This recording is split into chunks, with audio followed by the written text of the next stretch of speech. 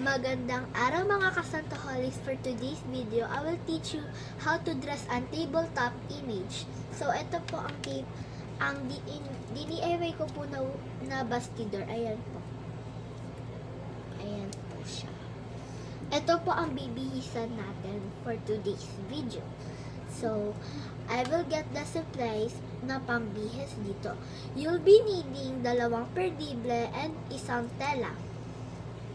Let's start! Guys, isasuot nyo po muna yung palda. Kaya, angat nyo po muna yung kamay na pag ganyan. Dapat straight. Ayan. And ito po siya. Okay.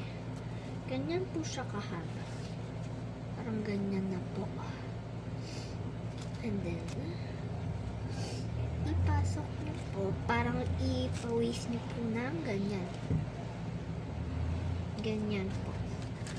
Then, wait lang. Ganyan po. And then, italikod nyo po yung image ng paganyan. And then, buksan nyo na po yung perdible. Ayan po. And, itutusok nyo na po siya dyan. Ay, wait lang. Ganyan. At diba, ganyan. And then, itutusok nyo po, ipasok nyo po yung kamay nyo sa loob. And then, itusok nyo na po yung perdible. Ayan po. Ganyan. And then, ayusin nyo na po yung perdible. And you're done. And same din po yung gagawin nyo sa isang perdible. Ipasok nyo po yung kamay nyo. And then, itusok na po yung perdible. Ganyan po. Hanggang sa merong butas na lumabas and i-close nyo na po yung perdible. There. Tapos nyo na po ang palda ng image. Next step is ang paglalagay ng upperwear ng Birhen, Santo, or Santa. So, maggupit po kayo ng parang ganyan sa may tela. Ganyan po.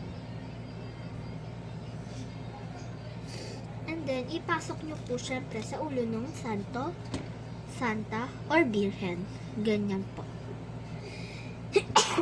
Bless me. And then, you'll be needing a tape. Yung gupit na tape na. Nakagupit na po siya. And then, ilagay nyo po dyan. There. You're done. Okay. Next step is ang paglalagay ng sleeves sa image. And then, here's the sleeve. 2 po siya.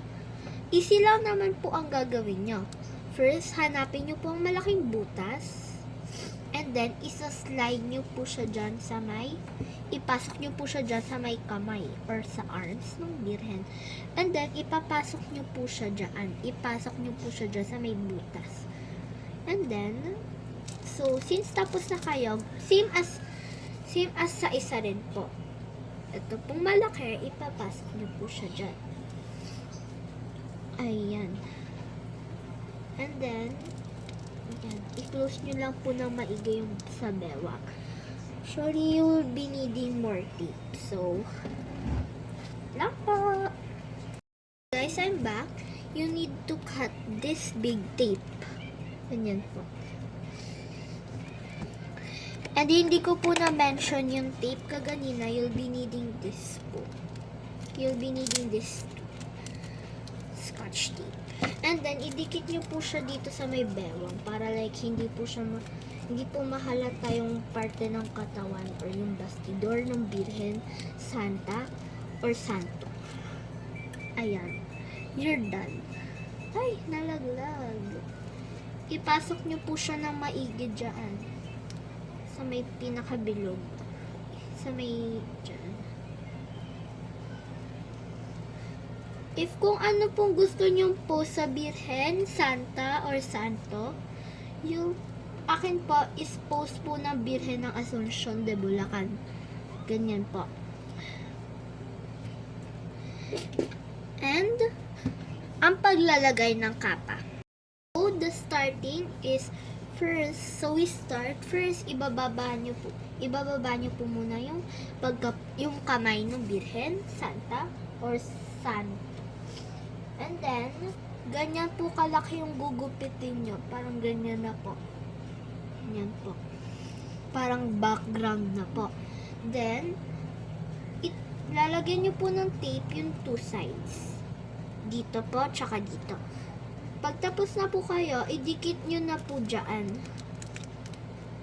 There. And you're done. Ayan. And then, gawin nyo na po yung pose na ginagawa sa may mannequin nyo. Gawin nyo na po yung pose sa mannequin nyo. Ayan. Maganda na po siya tignan. Ayan po.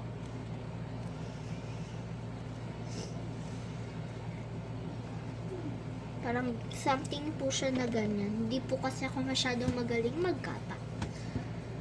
Step is ang paglalagay ng buhok sa birhen. Okay? So, yung sa akin, dinikitan ko na ng belo yung buhok niya para kapag pinasok, okay na, maganda na. Ayan. Like that. Okay.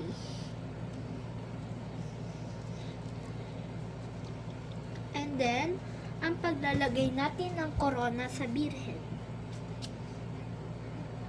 So guys, ito na po ang kabuuan ng ito na po ang imahe ng Asuncion pagtapos po natin bisitan.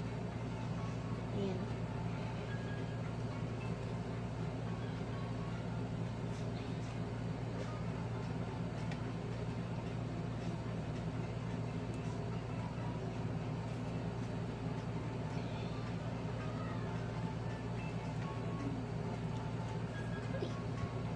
So guys, tapos na po nating bihisan ang imahe ng Nuestra Señora de la Asunción ng Bulacan, Bulacan. Maraming salamat po sa inyong pagnonood. Don't forget to click like, comment, share, and subscribe. Hanggang sa muli po, thank you po for watching.